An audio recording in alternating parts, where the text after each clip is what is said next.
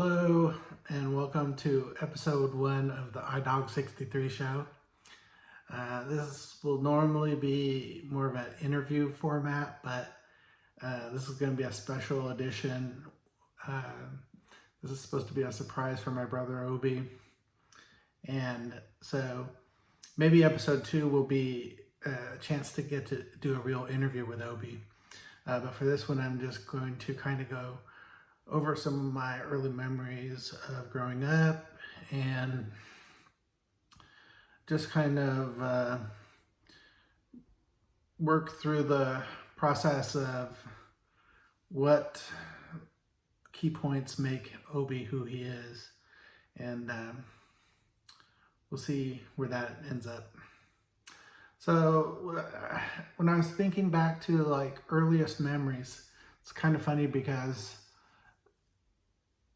my earliest memories of Obie seem to be based on photographs that I've seen of some situation we were in early on. So I'm not sure if it's like a mental construction or something, but just like playing soccer in the streets in Mexico. So we were definitely young then, because I think I hadn't even really started elementary school at that point. But playing soccer and playing tag, playing with our kitten, those types of the earliest memories of doing things together. And I do kind of remember, I don't know if it was preschool, something like that we went to, like I don't think it was daycare, but because it seemed like it actually had curriculum, but it was like a little school that we went to. But, you know, as little kids would normally be, we concentrated on having fun and playing and that type of stuff.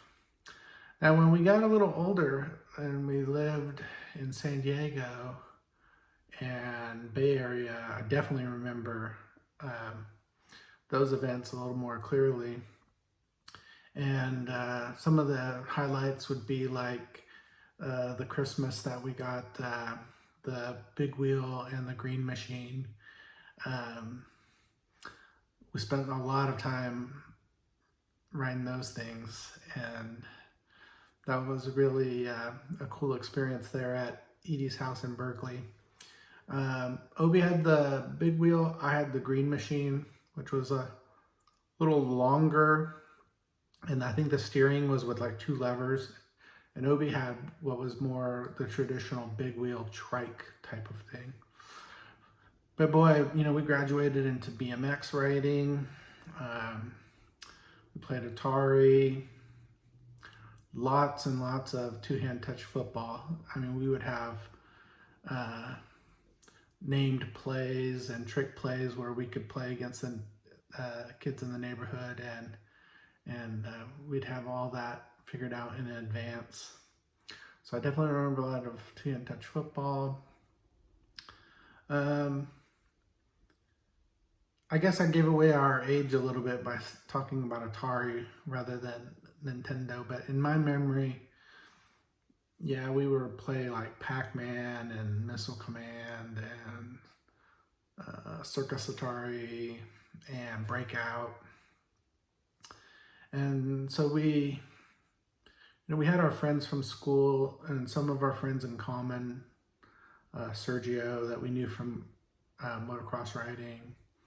And when thinking back to those days when we would get together, it was still on the Atari system, so that's kind of giving away our age a little bit there. But other memories are things like walking together to Seaview Elementary, where we'd walk along the railroad tracks to get down to where the school was at. So it's a cliche, but I'm going to go with the walking uphill both ways in the rain. We definitely did that together. I guess because of our age group, I don't know if we were at Pinole Valley together. I don't think, maybe not. and maybe not at the high school either, because until we moved to Live Oak, uh, I think my first 2 years at Pinole Valley High School, that's when Obie was in middle school. So, um, but going back a bit to the motocross riding, that was definitely a big thing in our childhood. You know, we spent a lot of hours practicing and driving all around Northern California to different events and stuff. And one thing where I wanted to bring that up is that you can start to kind of see Obie's personality in this, because what I would do is I would make sure, number one, that I was going to be upright and riding smoothly and not crash. And then secondary, I would see how fast I could go. And, you know, I got my share of trophies and first places, second places now and then, but Obie's personality was more kind of gung-ho, willing to kind of risk himself a little bit and put speed as the number one priority. And so he would crash more often, but he would also have some pretty impressive wins out there. He was really fast, and he would ride a little more out of control. But, you know, that's the balancing act. If you want to be a fast motocross rider, you're kind of right on that edge, where I eased back off the edge a little bit and made sure that I was riding smoothly, just because I wasn't quite as daring as Obie was in that. But boy, we had a lot of fun with that. You know, of course, a few bumps and bruises, but nothing major. And we just, it was neat to go to the weekend events. We spend all day with our parents and a lot of our friends that we would see week after week. So that was always a great time. Kind of that same dedication that Obie showed in the motocross riding, where when he transitioned to working on trumpet and synthesizers and all his musical equipment and knowledge, he attacked that with the same ferocity.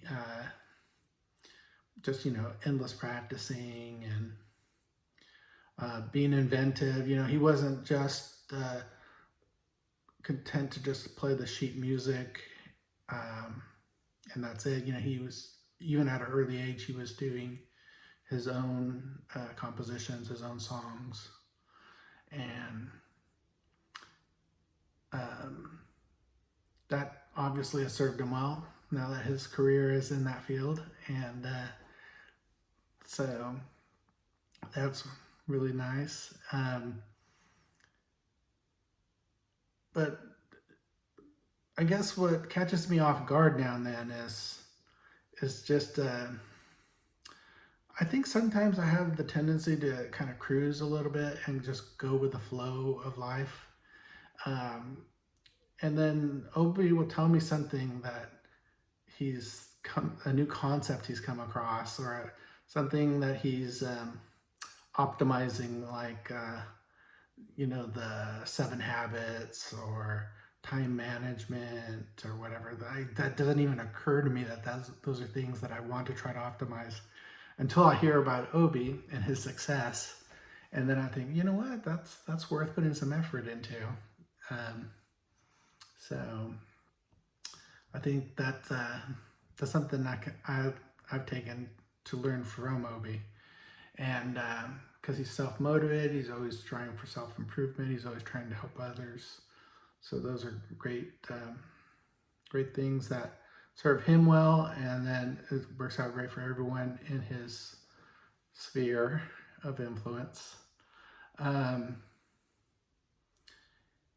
guess a more recent one is when you brought up to me the concept of retirement. I'm digging that. That was like kind of hit me in the head and was like, whoa, this is a new concept I hadn't even thought about yet. Because to me, I was thinking, you know, 10, 15 years down the road. And I guess I'm more of a short-term person where I'm looking at the current days, the current time frame.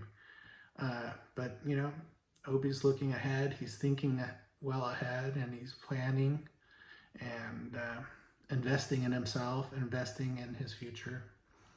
So this retirement idea is something that did spark something with me, that I'm liking the idea of transitioning from, you know, because when you're in your, as our boys are about to find out, when you're in your 20s, you're trying to figure out what you're going to do, you know, what's going to be your career.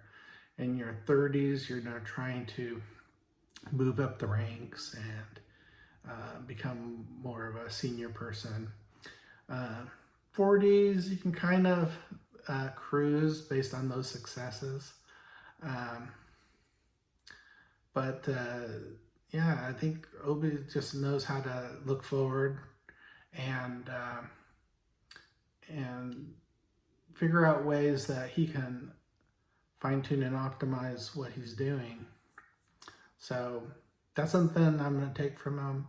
I'm going to see myself, you know, okay, as I transition into semi-retirement one of these days, you know, how am I going to, what would be the right way to kind of mix in a little bit of part-time work and, but then also be able to focus more at home and get some relaxation in and stuff. So I'm sure over the next 10 years, I'm going to learn a lot of other cool things from Obie, so I'm looking forward to it. And maybe in episode 2 of the IDog63 show, we can do a real interview with him, because I'd kind of like to do something like over Zoom or something where I can record that. And so keep your eyes peeled on the IDog63 YouTube channel, because that could be coming soon if I'm able to negotiate it with him. All right. Thanks everyone for sticking in this long and watching the whole show. That's pretty impressive. That's dedication by the audience. Thank you very much, and I'll see you on the next episode.